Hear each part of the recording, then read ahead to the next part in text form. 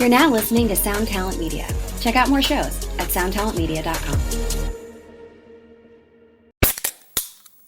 Hey, what's up, everyone? I'm Matt Migaki, the vocalist of Cryptopsy and the host of the Vox and Hops Metal Podcast, where I sit down with fellow metal musicians. We talk all about their lives and music while sharing killer craft beers. If you've ever wanted to sneak backstage and share a beer with one of your favorite musicians, well, Vox and Hops is the podcast for you. This week on the podcast, I dropped a killer episode with Kelly Schaefer of Atheist. There is this episode and over 440 other ones to help you enjoy life, metal, and craft beer. So what are you waiting for? It's time to become a Vox and Hops head. Cheers! Hey, what's up, everybody? It is a wonderful Monday, and I hope everybody's doing well. I'm kind of in a weird NAMM packing / prepping mode right now. Like I said, it's Monday. This episode's going to drop today, so yeah, that's accurate. I can still say that statement. Anyway, I'm getting ready to fly out to Nashville on Wednesday for Summer NAMM, and if any of you listening happen to be out there, be sure to look me up, shoot me messages and all that stuff so we can meet up and say hi and talk about fuzz pedals and all that good stuff. So yeah, Summer NAMM is upon us. I'm excited to see what everybody's bringing out. Should be a really, really fun time. I'm very, very excited for this year. I've heard some rumblings. We'll see if they turn out to be true. But regardless, if you're going to be in Nashville this week for NAMM, please do look me up. That's all I ask. Just look me up. I'm around. Okay, a little more official business before we get into the episode proper. So, first of all, I know I said it last week, but if you were planning on coming out to the Fear the Riff Expo in Brooklyn, as announced on this podcast here several times, stop. Don't book your tickets. Unfortunately, the Fear the Riff Expo has been canceled this year. I don't know all the details behind it, but apparently they just had some things happen and they weren't able to close the deal this year. So no more Fear the Riff Expo for 2019, which is a major bummer. I know there were so many of you planning on coming. I was really, really excited to go eat some real New York pizza with all the Tone Mobbers, but you know, sometimes life just deals us the cards and we just have to play them. So unfortunately, there is no Fear the Riff Expo this year. So I'm probably going to announce that a couple more times before the actual event proper, because not everybody listens to every episode, and I don't want anybody who's booked a flight to show up thinking there's going to be something when there's not. So the Fear the Riff Expo is over. Okay. So yes, I'm sad and we're all crying, but that is the harsh reality that we're living in. I know it's trying times. I'm struggling with it too. But I think as with most first world problems, we'll probably be just fine at the end of the day. But keep your eyes peeled to their socials, and I'll definitely keep you guys clued in. If anything moves forward on that front or they get something else going, they're talking about a lot of different options right now. So I will keep you posted. Another thing I'd like to remind everyone about is if you like this show, if you appreciate the programming, if you want it to keep coming and all that good stuff, and you would like to support the show in a way that, you're probably already participating in, all you have to do is go to tonemob.com/reverb for all of your reverb purchasing needs. So reverb.com, I'm sure you've heard of it. If you have not heard of it, it's a great place to buy, sell, trade, all that stuff online, exclusive for musicians. If you haven't heard of reverb.com by now and you're listening to this podcast, I'm astonished, but it's also a good thing, because if you're looking to help out the show, all you need to do is go over and sign up for a reverb.com account through that link, tonemob.com/reverb. That's tonemob.com/reverb. There's a lot of people who message me, what was that link again? That's the link, tonemob.com/reverb. Now I know why all those old-timey commercial guys always just repeated themselves over and over and over again. You think that everyone's going crazy. But that is the link. If you do anything through that link, anything at all that you would do on reverb.com, if you're looking to sell a pedal, buy a pedal, whatever it happens to be, that's a great place to go. And a small percentage of that comes back and helps keep the show going. And it doesn't cost you anything extra. It doesn't add something to your card. It doesn't do anything weird. All it does is takes a small percentage of that portion and kicks it this way, as long as you use that link. So tonemob.com/reverb is the spot for all of that. Okay, one last thing, and I usually save this for the outros, but it's been a long time since I put it in an intro, so here you go. If you've been enjoying this show, if you've gotten anything out of it, if it's just something you look forward to every week, and you know some other guitar players that maybe could get something out of it, please share this with them. If you could tell them in person, that's always the best, but you can tweet at people or share on your personal Facebook or wherever. If this shows something you enjoy, please share it with a friend, family, coworker, brother-in-law, cousin, anybody who you think might enjoy it. Please share it with them. This thing just keeps growing, and it's all because of you folks doing that. And it's just been kind of crazy to see, and I really, really appreciate everyone that has taken the time to share this show with somebody or tell a friend. And it's been fantastic. So thank you very much. And if you can just continue to do that, that's one of the biggest things you can do for the show. And obviously, that's an easy, free thing that everyone can do. So thank you all to everyone who has shown somebody the show over the years. And then I'll shut up now so you can listen to the episode that you came here to hear. Here is Rocky from the band Mercy Union, who I highly recommend listening to, of course, after you're done with this episode. Fire up your favorite service and listen to that band. They're a great, great band. And yeah, without further ado, on with the show. Enjoy this one.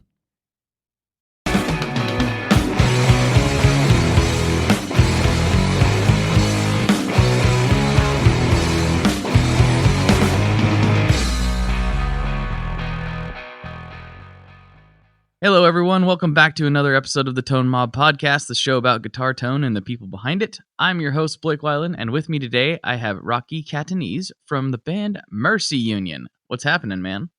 Not much, man. I'm pretty stoked to be here. I'm pretty stoked to have you. Man, we have kind of a funny, I don't know. I'm not sure. This is like one of those chicken or egg situations. I'm not sure how this happened. So maybe I'll give my side and then you can give your side. My side of the story is kind of short, but I found your band a couple weeks ago. I don't know, maybe 3-4 weeks ago. And I was like, these guys rock. Like, this is a great band. And I found them because of something you mentioned in your email, which is Benny from Gaslight plays drums in the band. I found that via the wonderful world of Instagram. And then you reached out about something. I don't remember what it was. And I was like, dude, your band's good. Come on the show. And then here we are. Well, I really appreciate that. Yeah, it was, from my perspective, I was listening to the podcast a bunch. And then I kind of was like, man, I want to talk to Blake about gear because he seems like a real cool guy. And I don't have anybody to really talk gear with on a regular basis who doesn't feel like I'm boring them or is clueless as to what I'm talking about. So I just kind of shot an email being like, hey man, I like the podcast and I'm in this band with Benny and I know that you like Gaslight and just wanted to know if you wanted to check out the record and talk gear anytime. And I never anticipated actually doing the podcast. I was kind of just like, hey, like maybe we can chat. So it was really like I was kind of taken aback and it felt really nice to be asked to be here. So I appreciate it. Thank you. Well, no, this is fun. I think this will be a good conversation, and we've talked a few times already, and so I can feel it out. I can tell what kind of podcast it's going to be. I feel like this is going to be a great one. Oh, I'm going to try to deliver. Okay, all right. Well, this is your time to shine. This is where I'm handing the floor to you with this question.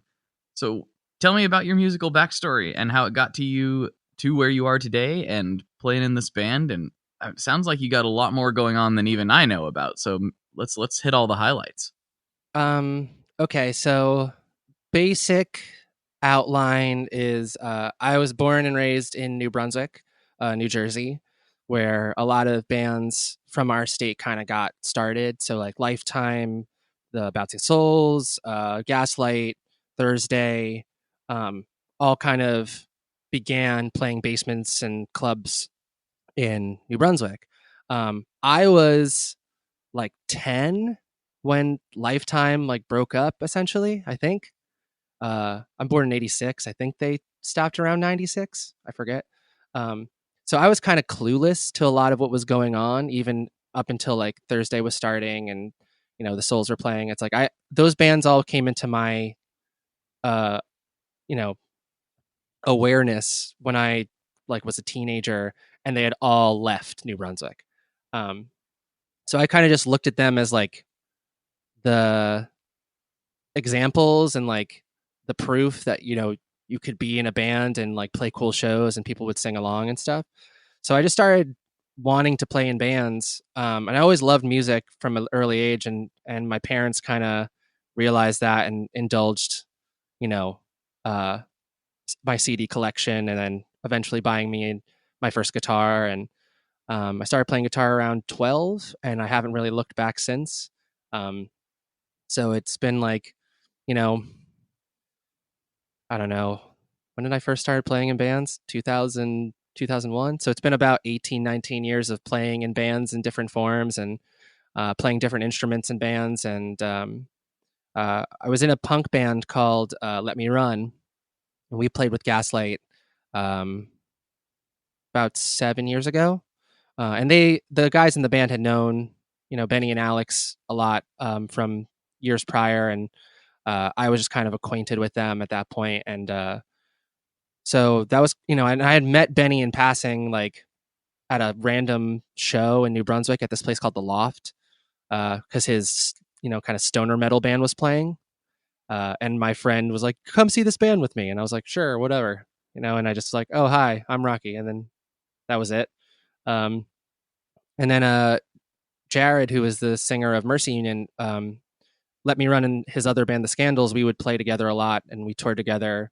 Um, and then we just kind of became really close friends, and kind of had this uh, arrangement that if we ever needed something, we could go to the other and say like, "Hey, I need a bass player for 3 shows. Can you help out?" Or I need a guitar player to fill in for this tour. Can you help out?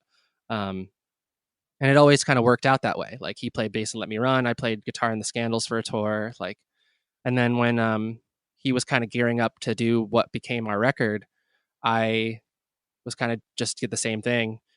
Hey man, if you need anything, I'm here for you. I got you. And he's like, "Well, I wanted you to play guitar," and I was like, "Sure." So we just started jamming um, with Nick, our bass player, and Benny, and kind of working out the parts and getting the songs together. And halfway through the record, we were like, "You know what? This is kind of an actual band." So we kind of went from there, being like, "Well, let's focus on being a band and come up with a band name and put the record out under the band and like work on playing shows as the band." And it just kind of took off from there. And so like a lot of what was before, like I was at the time when the record started happening, I was doing my own project called Rocky and the Chapter. Um, and I was starting to feel kind of burnt out on being the lead singer, because that was kind of my position for a long time. Um, and I kind of wanted to retreat back into the shadows a bit and just get to play with toys and keep my head down and sing some harmonies or something. Um, and So it kind of worked out that like I was kind of getting burnt out on that, and I could take a step away from my own project and work with Jared a little bit more. And then Mercy Union kind of just took off over the last year, where we've been touring more than I've ever really toured consistently. And people have really liked the record so far, and things have been pretty good. So yeah, that's kind of like the general A to Z of me starting to play to here. So since it was kind of I don't know, like I guess you said like halfway through the record is when it became a real band. Is this all kind of shocking to like, wow, this is the band that I'm really doing the thing I want to do with, or is it kind of to be expected as far as your journey's played out? Um, I mean, like at this point, I don't expect really anything. It's kind of like uh, everything's been so surprising in good and bad ways for the longest time. Like my band when I was 18 was like packing our local club like down the street from my house, and kids around here sang like would sing along, and we had like a pretty cool little following. And I thought at that time like that's gonna be my band. It's like I started this band. I sing in this band. This is my band. And within like a year or two after leaving high school, that band was done. You know, um, and we never put out a full length. We never did half the things that like a band would want to do or should do. so yeah, like walking into this project, like I've kind of gotten conditioned to being like, you take it as whatever it is at the moment. So to me, it was like, I'm just going to play guitar on this record. And then literally, like, I played all of my parts in 2 days, and then I had to go on tour to work for a band. So I left and then just kind of like anticipated Jared showing me mixes um, later on down the line. And so it's like, Oh, that's so crazy. yeah, It's so different than from what my process was like, but I can see it too. You kind of have to do what you have to do, yeah. especially in And business. it just kind of becomes like a, you don't want to get your hopes up or like get too far ahead of yourself with like, oh, this band's gonna, you know, go from here to Madison Square Garden in a year. It's like, that's insane.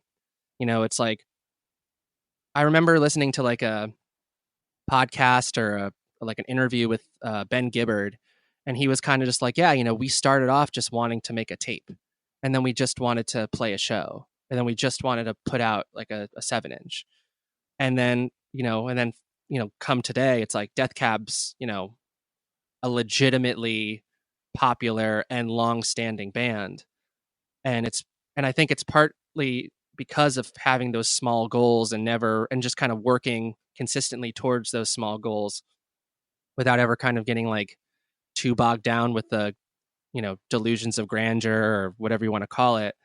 So like like I said, coming into the record, I was like, well, I'll get to play guitar and just like get to like play leads, which I hadn't done in years. Because in the Rocky and the Chapter, like the guitar players I had with me were arguably two of the best guitar players I had ever met. So it was kind of easy to be like, yeah, you guys take the guitar solo, like you guys lead, and I'll just play like chords, and I don't have to do much. Um, and so it's kind of like cool, like I'll get to play with more effects and I'll get to play with some more leads, and that was kind of the extent of my expectation. And then like when it got to be more like, yeah, we want to do this as a band, I was like, cool, like I'm in, because I more than anything, I trust Jared and I have a respect for him as a songwriter that like I knew we weren't going to be, you know, we wouldn't make a bad record. I knew that we wouldn't like go down a bad path. And then getting to know Benny and Nick better and learn how to play with them, and it became really like an educational experience um, that I didn't really anticipate. And now I'm like, well, yeah, this is our band, and like I now know, like I know how you sleep, and I know how you eat your food, and I know how you play that part every time, and I know like the face you make when you play that part every time. So it's like I it feels more band like than a bunch of the bands I had ever been in, because we've spent a lot of time together and a lot of time playing together in a very short period of time. Yeah, that makes a lot of sense. It's kind of weird, like a band dynamic. My band dynamics have always been, this is my group of friends and this is kind of what we're interested in. It's interesting how a lot of people, it's like, we're looking for a drummer. Can you play drums? Okay, you're in the band now. And it's kind of this weird it's kind of a weird thrusting together of personalities by necessity in a lot of ways. Yeah, Uh, yeah, for sure. but it's weird how it works itself out. I mean, back when we were teenagers, he's one of my best friends now, Mr. Justin Porter. He's been on the show a couple times. We weren't really friends at first. We were just, we had a mutual friend, and he was like, "Hey, he plays guitar," and I at the time, quote unquote, played drums. I didn't. I owned drums. I didn't know what I was doing with I them. mean, owning drums when you're a teenager is pretty much equal to playing drums. Like, I'll just say that flat, because the amount of like, because I remember like in a very similar situation, like I didn't really know my friend Mike Drew, who ended up playing in bands with me for 10 years.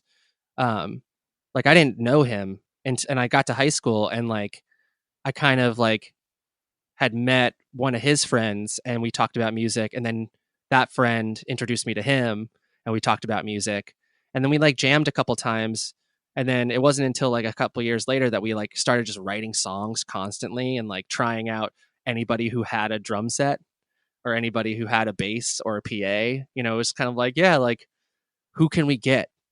that will actually like help us make a band. It doesn't really matter who they are. It's weird how that, and everybody kind of has that, and it's always just like looking around for the guy or the person who knows the guy or whatever. Like it's such a strange thing how we all have such similar. It's almost like you could go from one city to another and find the same guy. Like, oh, you're the PA kid. You're the Yeah, drummer. no, for sure. And I don't know about you, but like I've also found that like coming from, you know, the punk or indie rock or, you know, emo scene that I did, um, you know, we're kind of conditioned to be like fairly polite and fairly humble and fairly like non-intrusive. Uh, at least I was like, I always felt very shy and I didn't want to bother anybody. So like the old standard of like, oh, we saw that singer and then we decided like, you're going to quit your band and join our band. Like that never crossed my mind. I was like, well, you know, he's already playing in a band and so we can't really ask him, but maybe if like they stop playing, maybe we can ask him to play drums or I don't know. And it's like, I probably would have like done way better as a younger person had I just been like, no, no, no, no. Your band is not that great. You should play in my band. It might have took things in a different direction. I'm almost positive of that. Oh yeah, for sure. So one thing you mentioned in your first email was, and I didn't ask you about it because I purposely wanted to elaborate on it here. You said you've become kind of the token gear guy in your group, for lack of a better term, and are starting to infect the rest of the band. Is that an accurate statement, or did I read more into that than That's pretty accurate in a certain way, like especially with guitar gear for sure. When I met Jared, he was like a guitar into tuner into amp person. Like he was like no effects, hated it, like thought it was dumb.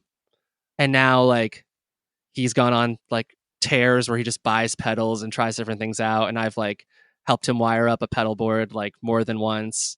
Um, and we like go back and forth. Literally, he called me yesterday just to like go over what power supply outlet should be to what pedal, and you know, but that's been kind of like my position for a while because like I kind of realized I'm not ever gonna be like the shredder, you know, virtuoso guitar player.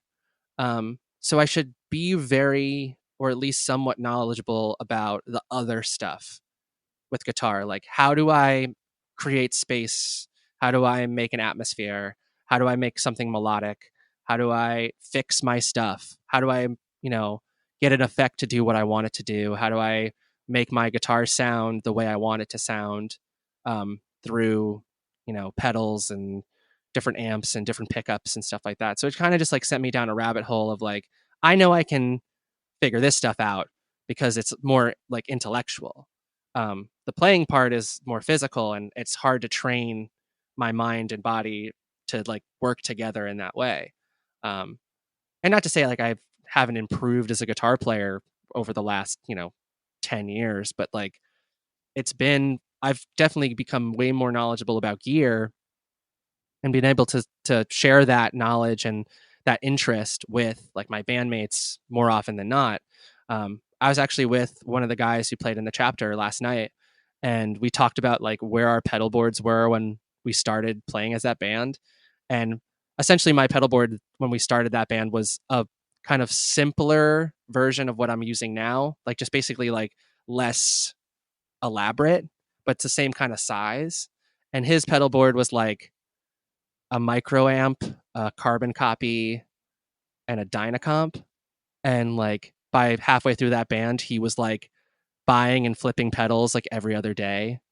And like his pedal board never looked the same between two practices, let alone two shows. Like it was like it was definitely like we all infected each other with like, well, now I'm gonna buy this, and now I'm gonna try this, and now I'm gonna buy this, and now I'm gonna try this. And you know, it's gotten to a point now where I'm just like, you know what? Like, I'm just going to keep, like, whenever I have money, I'm just going to buy something and just like try it out and put it on the shelf and then use it in the studio or, you know, and then like purge a bunch if I really don't like them or don't use them. But like, you know, I've just resigned to the fact that like I just want to try everything.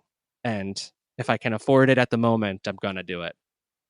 I like your style. That makes me feel, less weird with my Well, gear yeah, thing. It's okay. It's fine. it's part of the right? reason why I wanted to be here, Blake. Like I figured that you would understand the plight of my brain where like I'm like, you know what? I have everything I need. And then something comes up and I'm like, you know what? I kind of need that. It's like it just changes immediately.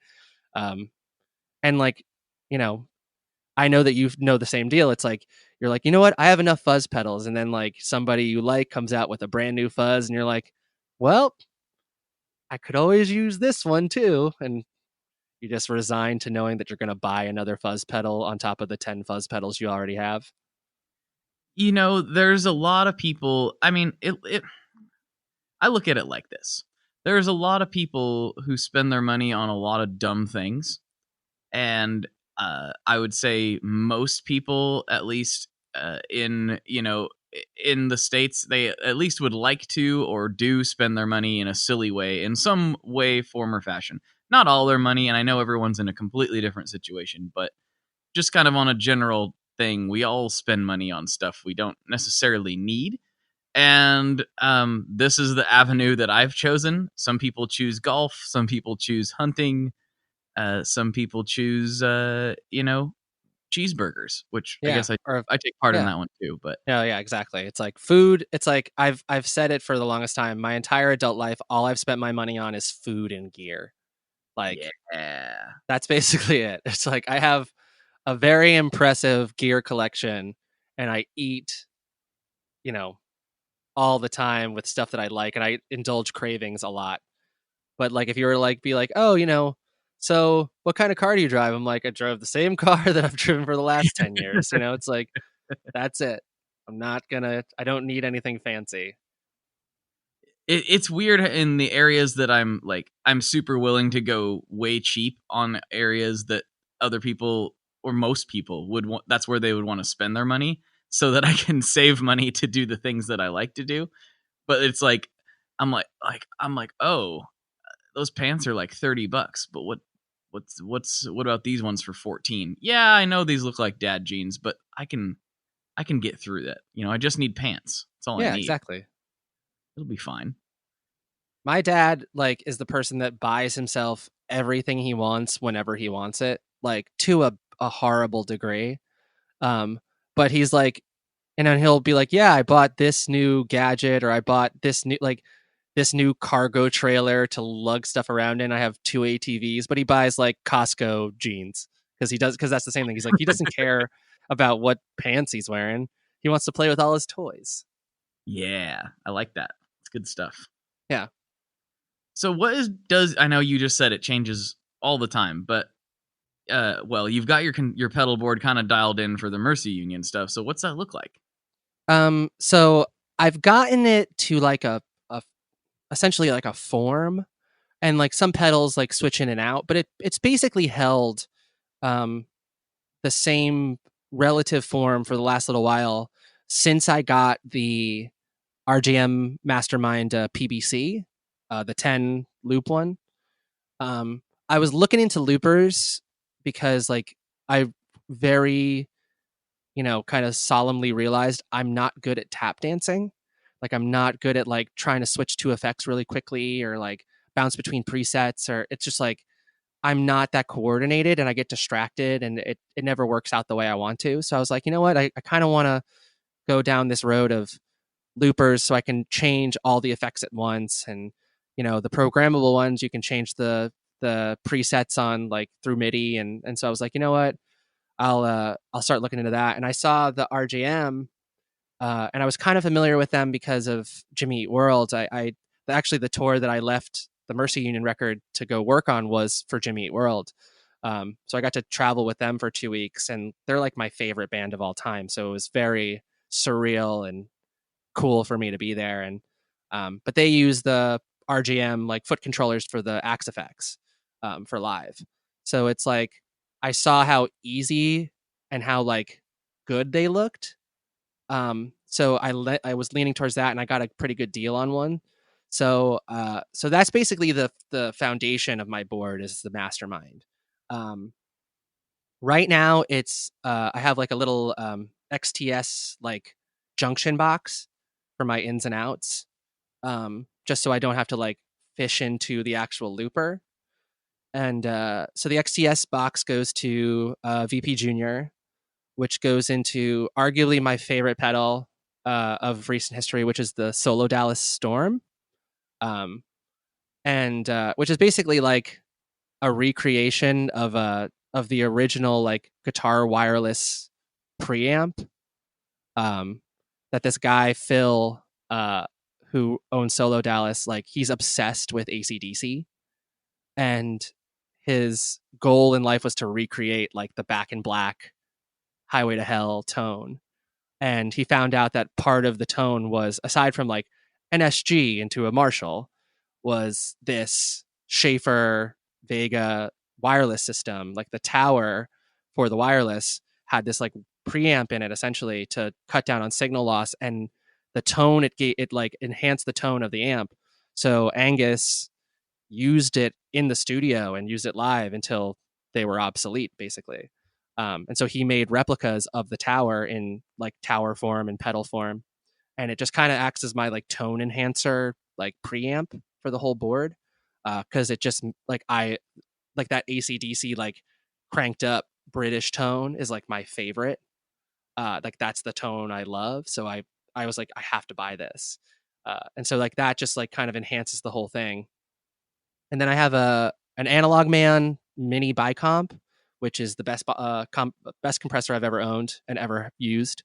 Uh, and it's so simple and just sounds great.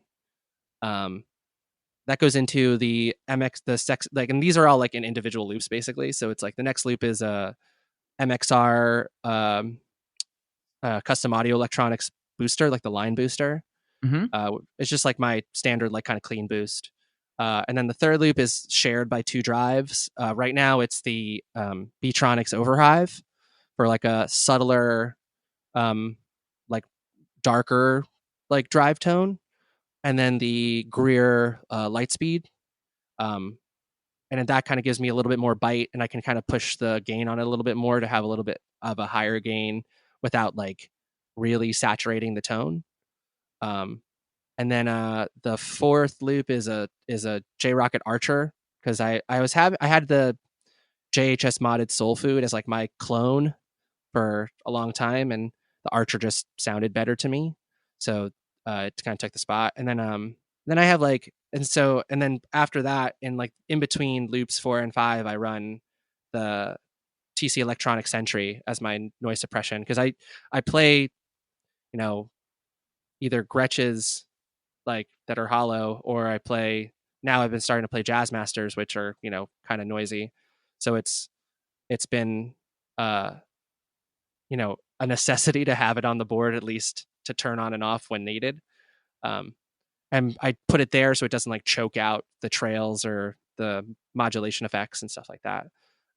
So then like it's just I have an MD 500, the Boss like modeler, um, which I shot out with the Mobius and I just liked better, because I like the Boss modulation sounds.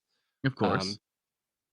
Um, and then I have the JHS Milkman as like my slap, because I have like a couple songs that I just want a good slap tone and I don't want to have to drive it too hard. So I like having that little boost on there helps just like keep the volume up, and it sounds good. And I have the Caroline Kilobyte. Love Caroline, and like pretty much everything they make, I'm a big fan of. And the Kilobyte is honestly now the only is like the oldest pedal in terms of ownership that I still use and has never left my board. Um, and then I just got the Walrus Audio Slow, um, which is phenomenal. Like it's so cool. And then I run the just a timeline and a Big Sky. Uh, and then the MD500 timeline and Big Sky are all connected through MIDI. So they do program changes on the fly. And I just program everything into the mastermind. So like every song has a setting for each part of the song, and I just kind of go, well, it's the chorus. Here, it's all the effects I need for the chorus. And oh, this is the bridge. This is all the effects I need for the bridge. And so yeah, that's the pedal board right now. And I'm sure like the drives will change, and I might swap out like the Milkman or the Slow, or who knows. But like the staples are really like the Timeline, Big Sky, Storm, and the Kilobyte. Like those pretty much will never leave. It's it's like you've got the structure of the board pretty much dialed in. The individual pieces might swap out occasionally, except for a few. Yeah, And exactly. I mean, that's really when I say that I set up a new board like every time I play it, that's kind of what I mean. It's basically structured the same, but it's like, which reverb am I going to use? I'm going to use one of these ones, type of thing. It's less like non-traditional and all that. When you see me like set up a table full of stuff, that's when I'm getting weird. But if it's like on Yeah. the floor, it's pretty traditional for the most part. Yeah, exactly. And like, so we were touring in the UK in the end of May. And before our first show, our gear was stolen. Uh, Yeah. So like, I don't know if you can tell already, but I'm the guy that has like backup cables, backup power supplies, backup like everything we need. I have. Like I'm always that person. Like on the North American tour we did in the spring, like I had stuff I never touched the whole tour, but I had it just in case. you slept And better. so literally like we went to grab lunch in Camden in London, and we parked the van in a like a grocery store parking lot that had CCTV cameras, and we're like, yeah, it should be fine. And Jared and I threw our backpacks in the back of the van where you couldn't see them.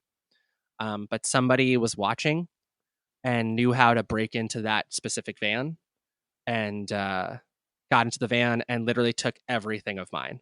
So like my clothes, toiletries, medication, uh, guitar, pedals, like everything I brought was gone. My laptop was gone. My passport was gone. And now, like, just to clarify, since then, we have completely been okay, because people who like the band and our friends and just like they kind of came to our rescue without us asking.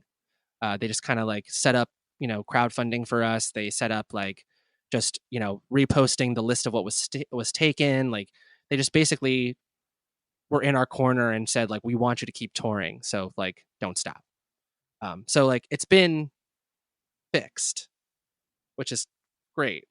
But for that tour, I had a very, very weird and simple setup that I've never used before, because we had to like borrow things, and we were like, actually, our friend Ian Perkins called in a favor and got us in touch with Fender over in London, and they loaned us a backline for the rest of the tour. Oh wow, that's awesome. Yeah, so like they were, the guy at Fender was like, so here is a American Performer Jazzmaster. Is that okay? And I'm like, yes, it's okay. You could have handed me like a ukulele and I would have been fine, because like you're loaning me a guitar after my guitar just got stolen. And then like I had like a twin, one of like the 65 reissue twins, and then he gave me as a gift one of those full moon distortions. Oh, those are great. Yeah, like I was blown away by like how versatile it was, and then also like the boost on it, like the post gain boost, is arguably the most effective boost I have ever used in my entire life. Like I had that thing set on 2, and it it skyrocketed. It was so amazing. There was a learning curve to it for sure, but like it was so cool to like know that I was just gonna cut through for like solos and stuff like that.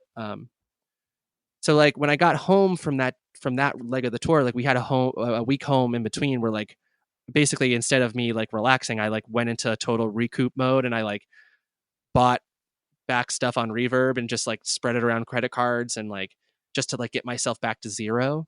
The guitar that got stolen was a Telecaster that I had like put together. Ah, So it was like, but in a weird way, thankfully, it was the guitar I cared the least about.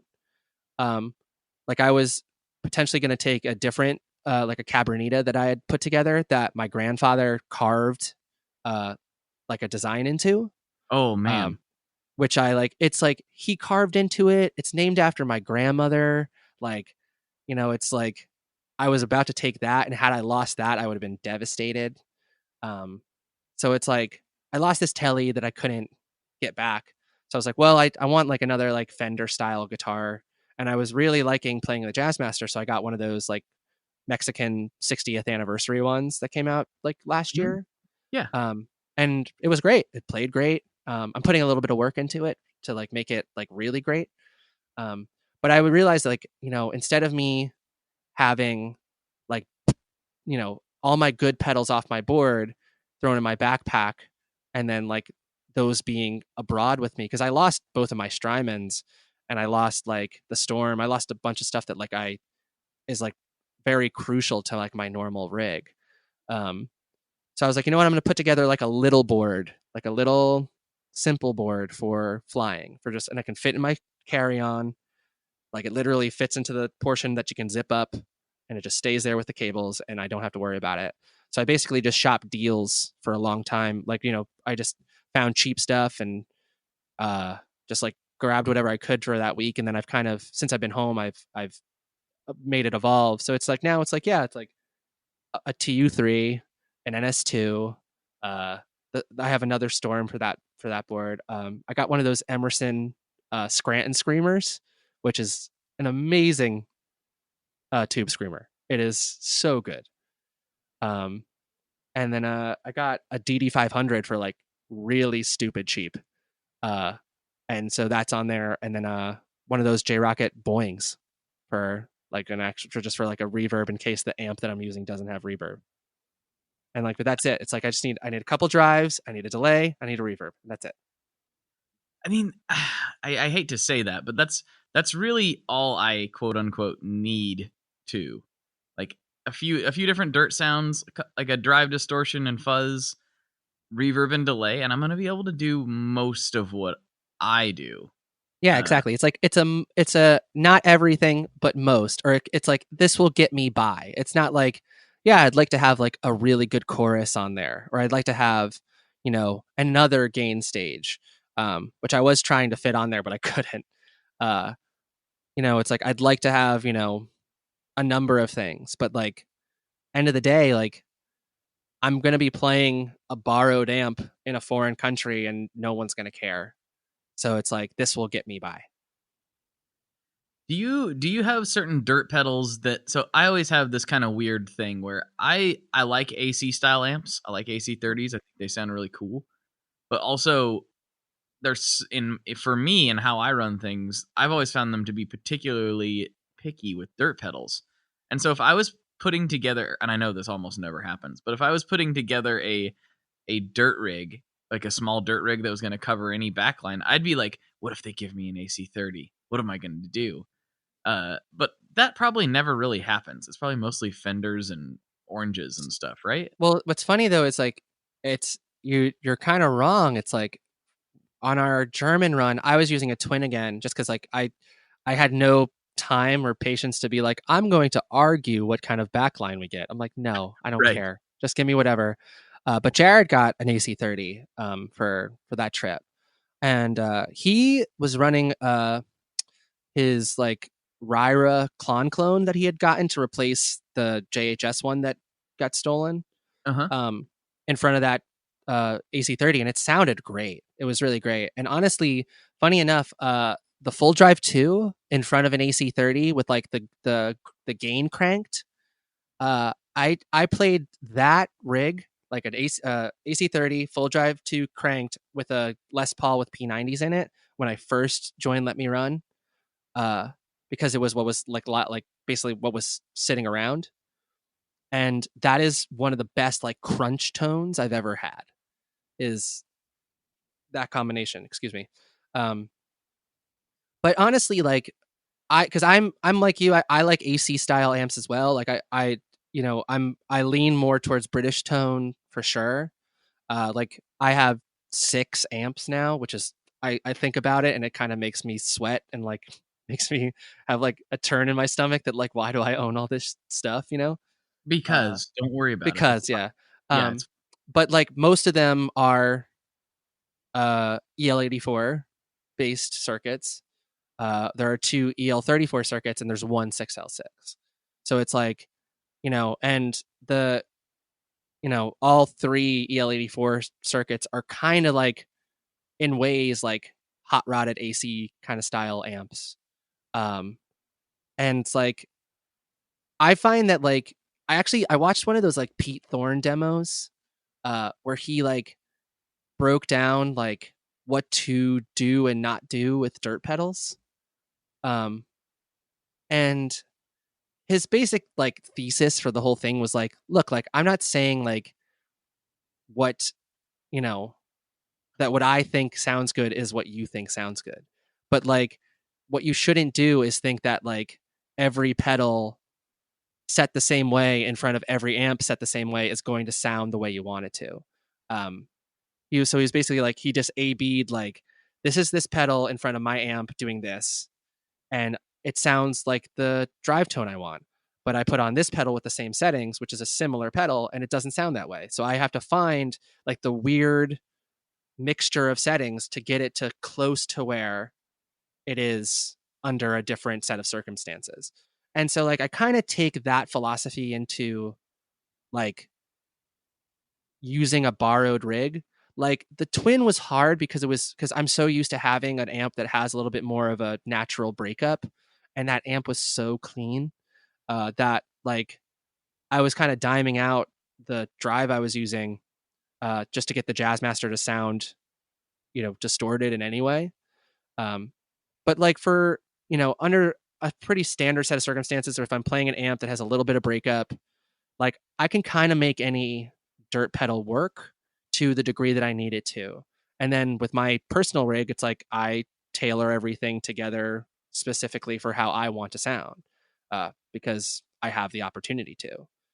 So I really don't think like, yeah, like there are pedals that don't really work in front of certain amps and stuff like that. Like a TS9 in front of that twin did not sound very good. Um, but like overall, like in front of a Vox, like I haven't had the same kind of issue. Yeah, and I mean it could be due to like a little bit of an experience thing because I had an AC style amp here for a while and I really liked it, but there again, I only like 3 of my overdrives that I had really worked really well with it, I thought.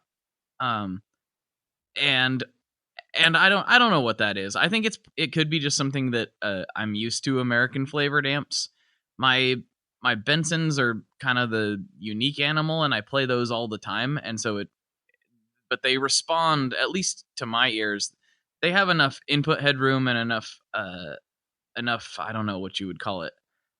They hold the bottom end together well enough that I can hit them with just about anything and hear what that pedal's doing. But I Yeah. think that might be because I play those amps all the time. That's like 99% of what I play. And so when Yeah. I switch to something else like an AC, which I don't think does have quite as much headroom, it throws off my game. And so it could be just that talking. Yeah. Plus, like the Bensons, like I have never personally used one, but from everything that I've kind of gathered from, witnessing and researching, it's like they seem like great pedal platforms because of like that low end retention. Like for me, again, like I kind of just like the sound of a cranked up British voiced amp.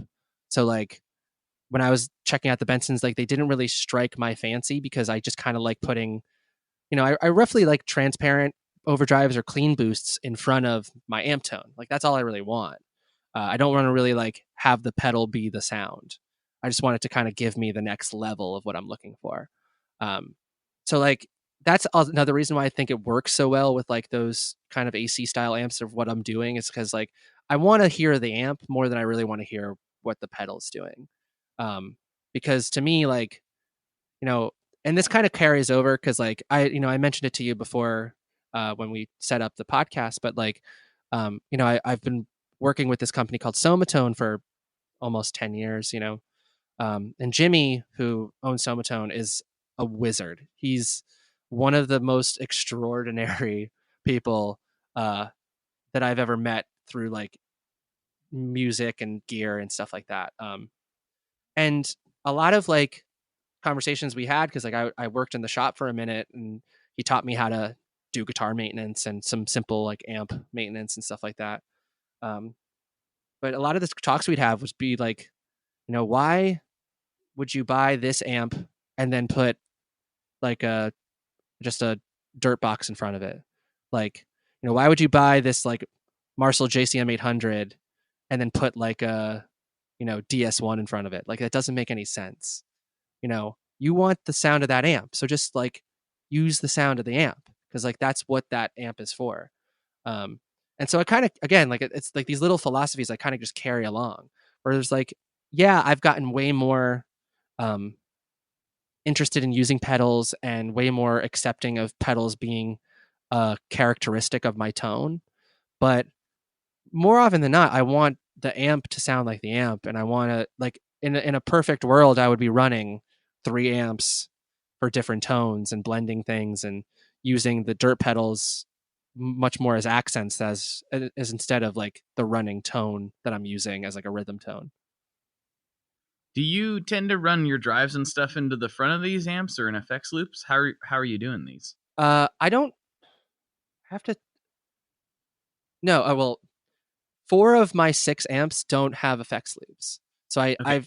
I never use them. I run pretty much everything always in front of the amp, because like, yeah, like I could probably use the Storm through an effects loop because it acts as more of a preamp. Yeah, I could probably put the delays or something like that through the effects loop to keep them from being colored in whatever way. But again, like live, like I'm not going to hear that. Like I'm just not. Like, so it like it doesn't. It's an extra piece of effort on top of all the other effort I put in that I don't really want to have to do. Um, but yeah, like so, the really it's like I'm pushing the front of these amps, and that's what I'm trying to do. Yeah, that makes sense. I pretty much go in the front of amps at all times. The only time I go into the effects loop, and like I said, most of my amps don't have effects loops either. But I do use it with the Benson Vincent, um, because I like to get, if I'm using that amp oftentimes, unless I'm just like trying to show off what a pedal sounds like or something, I really like the drive channel on it, which is why that whole thing came to exist in the first place. Therefore, because I like that drive channel, I have to use the effects loop for time-based stuff and reverbs and whatever. Yeah. But it's really the only use case for an effects loop that I've become a big proponent of. It's like when you like the drive tone of the amp, if it has an effects loop, that's when I like to use it. Otherwise, I'm 99.9% running them in the front like you are. Yeah. And it's like, there's these things that we just have to do out of necessity, because it's like, it's like, do I want to have to use like literally, well, 4 different gain stages to like make things sound the way I want them to sound? Like, ideally, I wouldn't. Like, I wouldn't have to use all of those like in staggered combinations. Like, ideally, I would have, my Somatone Roaring 40 and the most recent one I got, the Slick 18, which is the Earl Slick model. And I would be running those connected as 2 halves of my like dirty tone, and then running my Overdrive 75 Somatone, which I just got back from being modded and is amazing. It is a completely new amp, and it like does something that the old pre-modded version did not do. And that would basically be my like more clean tone. And then I would run the pedals in front of those amps again, like just as accents. But I can't bring 3 amps to our shows. Like, it just doesn't make sense. So like I'm going to use the Slick 18 because like it's light and small, and I only need 18 watts really. Um, and I can kind of put a lot of stuff in front of it, and it's going to get the sounds that I want out of it for the show.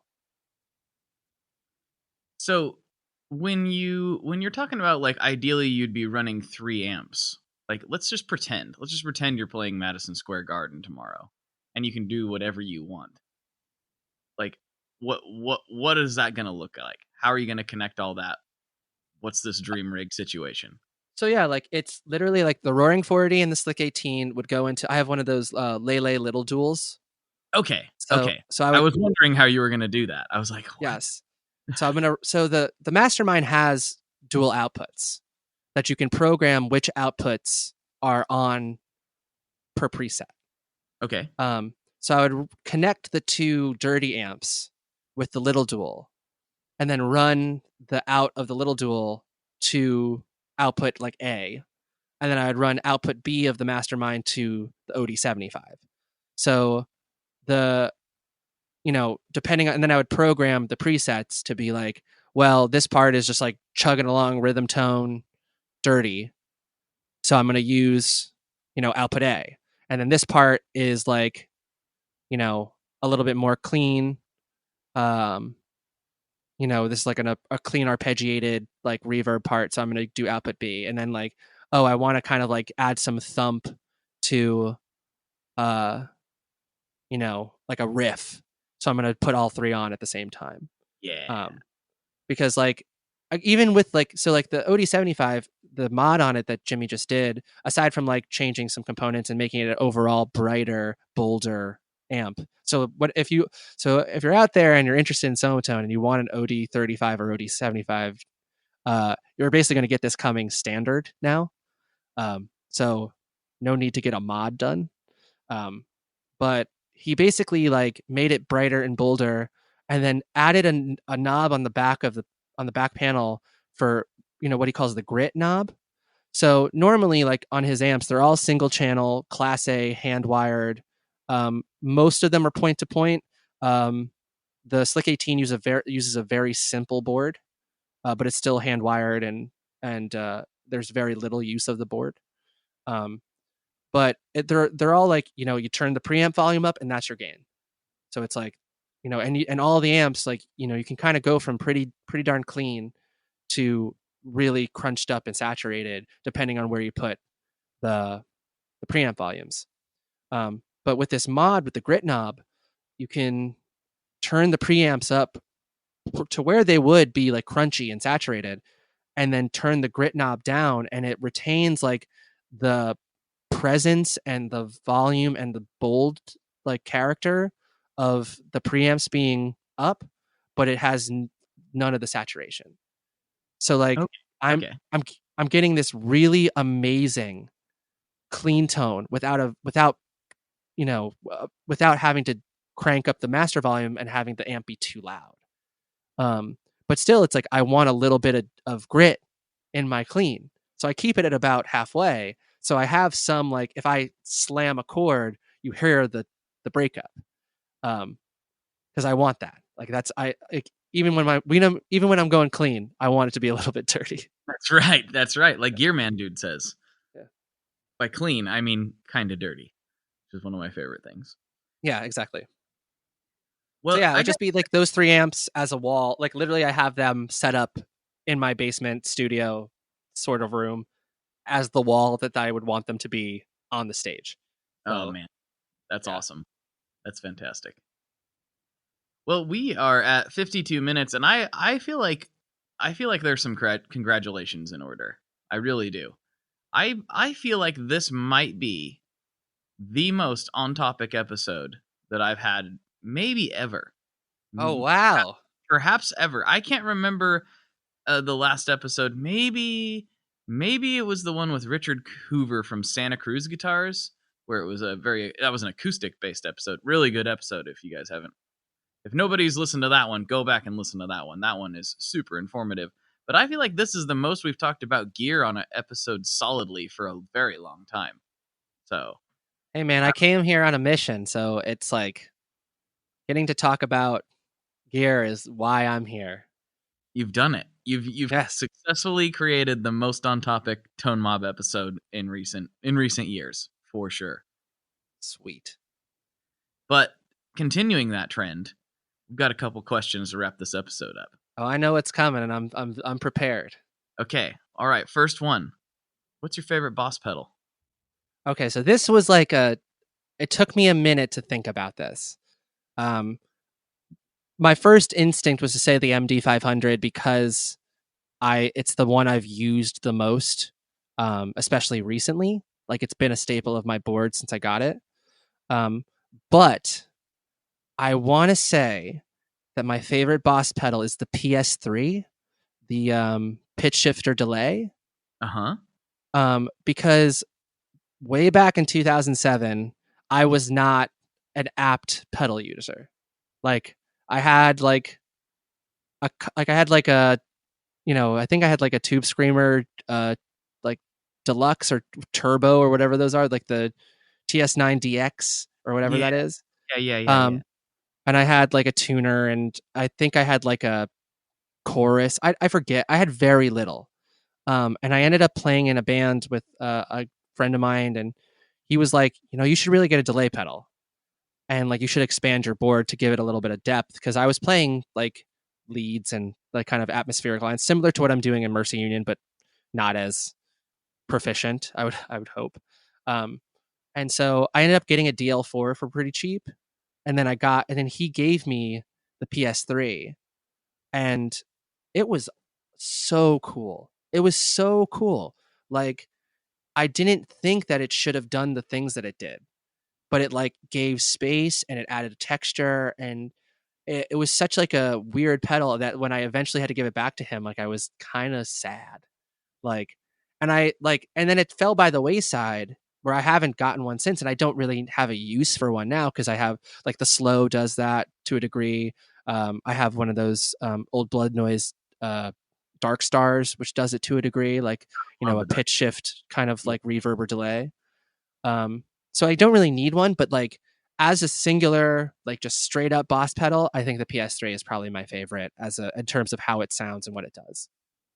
You're not the first person to bring up the PS3, and I have to say, I've never tried a PS3, and I'm starting to feel kind of dumb because it sounds all kinds of like my business. Like all Yeah, kinds. it's just you want a little bit of sparkle on that delay, and it's like, there you go. I have the Mr. Black transportal, which is kind of the same idea, but I think it's more extreme. I don't know if that pedal's made anymore, actually, now that I think about it. But I'd love to compare those two. I'm gonna get a PS3 pretty soon. Maybe I'll do a little video with it or something. You've inspired me. Oh, great. The Please PS3. tell please tell your wife that I did not directly influence a purchase, because I don't want anybody to be mad at me. I'm gonna tell her that you told me you would stop listening to the show forever and tell everyone it was really bad if I didn't buy a PS3. That's what I'm Okay, I guess I'm on the hook then. gonna. So last question. What is your favorite kind of pizza? Okay, so being from New Jersey, you are automatically privy to a higher quality of pizza than elsewhere in the country. It's just a fact. It cannot be argued. Like you have access to the best pizza in the country because, you know, I will say Philly has a good slice. They're big, taste pretty good. But obviously, it's like New York pizza is right there. You know, um, I even my relationship with pizza also is pretty vast. But I used to work in a kitchen at um, like a pretty like Neapolitan style pizza place. Um, More recently than not, I was in the kitchen. Um, so I know how to make myself a solid Neapolitan pizza. Um, but I will say, if I am like, I just want a pizza, like I want, like if I'm just craving pizza, it's like straight, and I'm home. There is like a number of pizza places on the main stretch in like the college part of town that all kind of do the same things. But recently, I've been getting just like a mushroom pie that I just add a little like red pepper to um, from Jimmy's Pizza on Easton Avenue in New Brunswick because it's a solid simple, good pizza. Now, like if I'm in the middle of the country and we need to get like chain pizza, Domino's all the way. Oh, I For feel too. sure.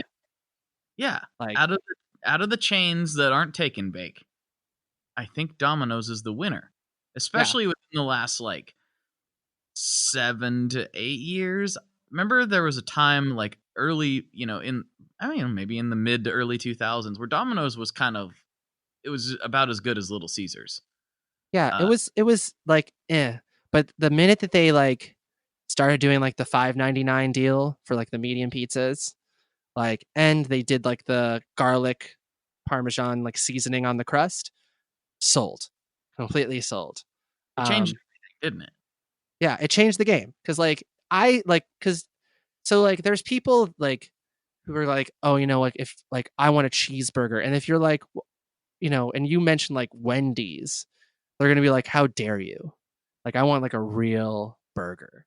Like, Mhm. and to me, it's like, yeah, like I don't consider Domino's pizza. I consider it Domino's. So it's like when I'm home, there are just days where I'm like, you know what? I'm craving Domino's. Like if I wanted pizza, like I said, I'd go to Jimmy's.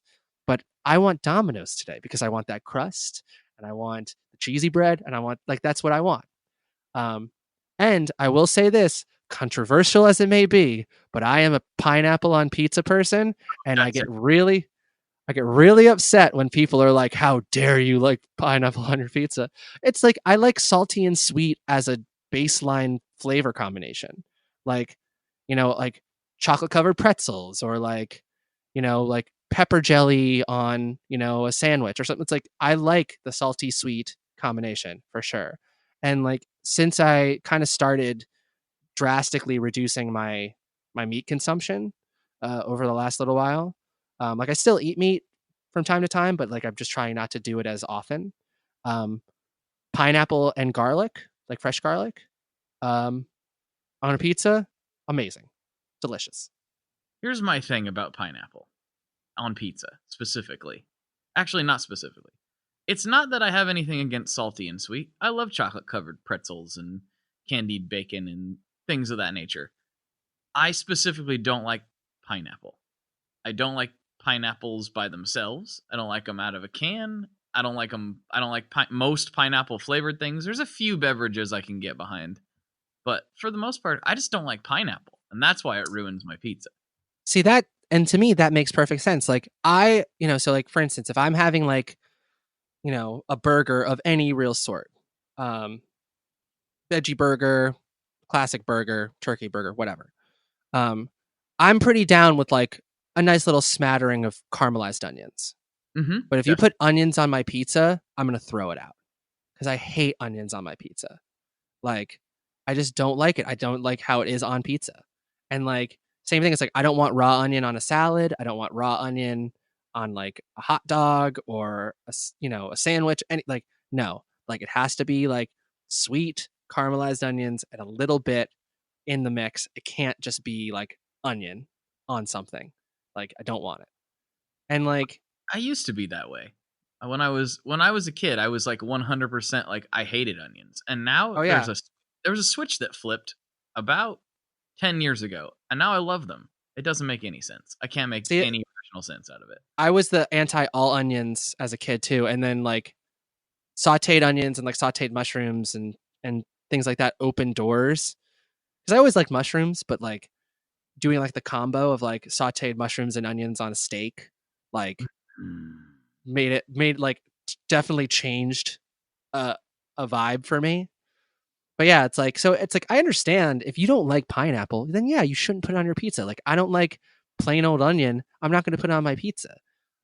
But like the people who go like pineapple is not for pizza, it's like, well, like tell me that you have never eaten like a chicken bacon ranch pizza or like a you know penne vodka pizza or like something ridiculous that has a ridiculous topping on the pizza and enjoyed it. Like you could put anything on a pizza and someone's going to enjoy it. Like legitimately. Like I've put weird stuff on pizza in weird combinations like ricotta cheese, chili oil, um you know, peppers, olives, like all this like weird stuff mixed together. And I'm like, yeah, it's cool. It's fine. It's just like, you can literally throw anything on a pizza and one person or another will probably think it's good. Yeah, I do understand, and I don't know if the pineapple pizza qualifies for this. I tend to say no, but I do think there's an edge where you start becoming not pizza and it becomes like a pizza's cousin type of thing, or like, for instance, I've only had this once, but I had a clam pie one time Mm-hmm. that was really, really good. But to me, in like retrospect, it wasn't really pizza. It was almost like a different form of clam chowder. Is really what Yeah, it tasted. it was its own thing. And there are definitely like situations where I, like I said, it's the same way of like the Domino's versus pizza thing. Like if you start altering something to a degree, like it doesn't become, you know, the original idea. Like when I used to, right out of high school, I went to Providence College for a year. And I like traveled back and forth all the time for band stuff. So I ended up, transferring out just for that reason. But I loved the school and I loved being there. But there was no good pizza there. There was zero good pizza there. There was like maybe one semi decent place, but it didn't deliver to the school and it wasn't open very late. So the only place that did deliver to the school and was open late was this place called Golden Crust, and the crust itself tasted like a day old Pizza Hut breadstick. Um, yeah, it was like it wasn't great, and like I remember I went back to visit one time, and a friend of mine was like, "Yeah, we're gonna order Golden Crust." I'm like, "How?" Yeah, I'm like, "You're from Yonkers. How do you eat that as pizza?" And she's like, "It's not pizza. It's Golden Crust." And literally, it's like, yeah, you're eating this weird pizza-like thing that you put blue cheese on, and then because that enhances the experience in some form, and then that's what you're eating. You're eating Golden Crust pizza-like blue cheese delivery system. Like that's it. It's pizza product. It's American Yeah, processed pizza product. It's yeah. first. It's like when you get like Kraft slices and they have to legally say it's cheese product or like cheese substance because it's Yeah, not actually cheese. cheese esque in some Yeah. way. Well, we've been at it for a while, and I haven't at all got you to plug your band or talk about where we can find you or any other kind of thing you might want to put out on the internet. And this is your chance to do that. Where can we find Mercy Union and yourself and all that jazz?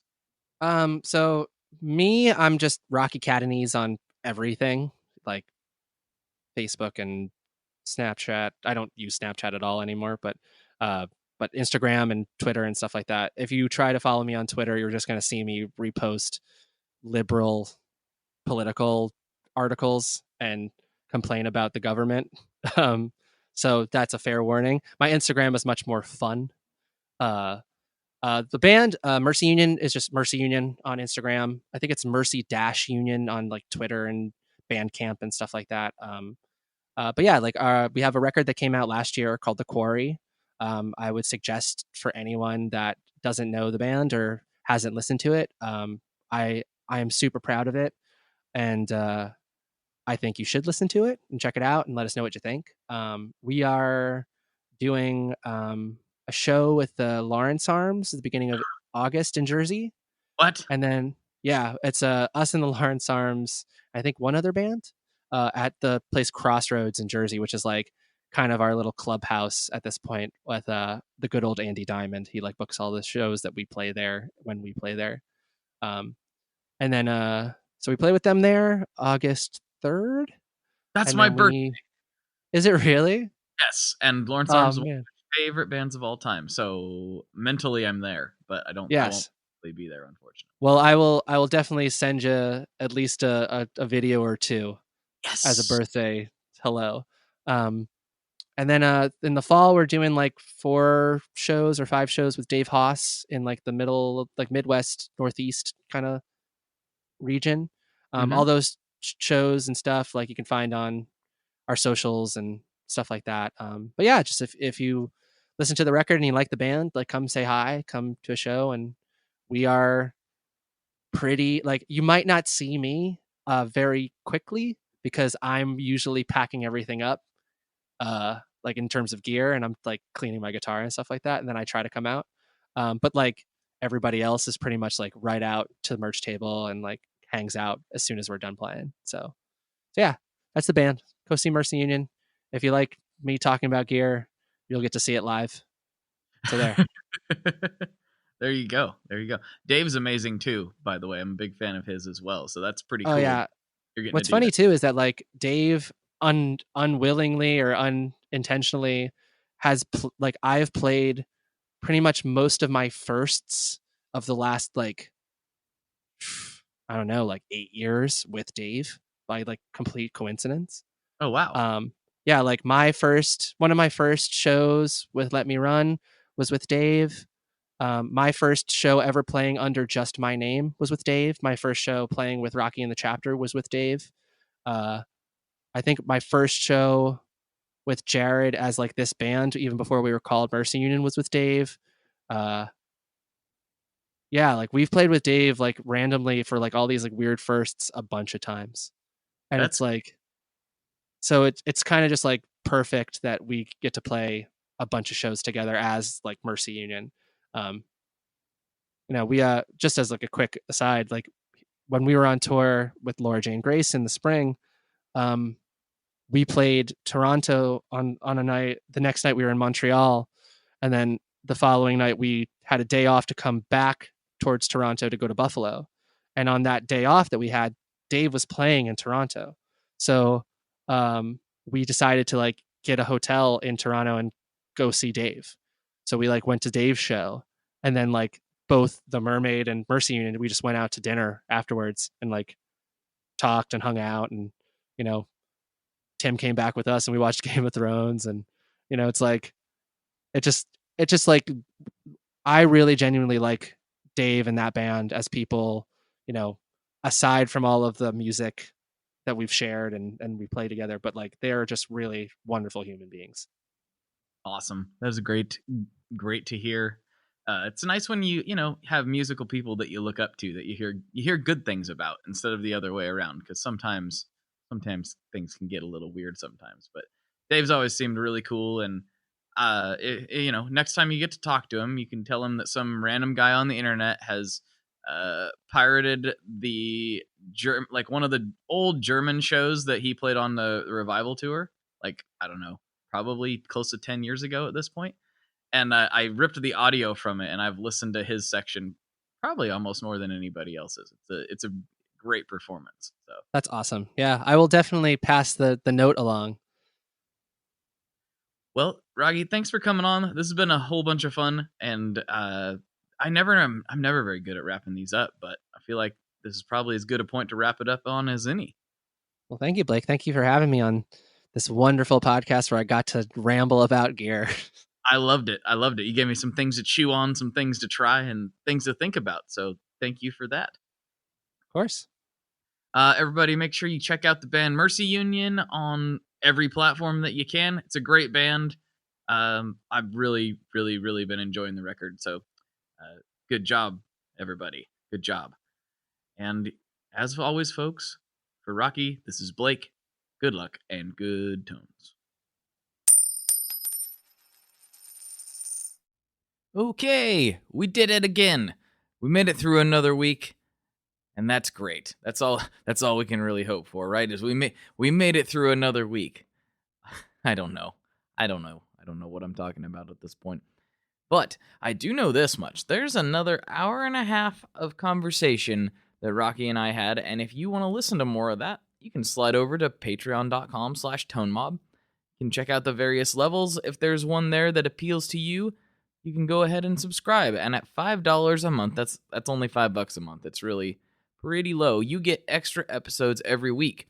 And sometimes that includes extended interviews, as it does this week. Sometimes that actually has included some demos lately. I've been doing some audio demos of a few different things, and it's kind of an interesting format, I think, where you can really kind of, it's different than having video because you can just really listen to it, like kind of critically listen.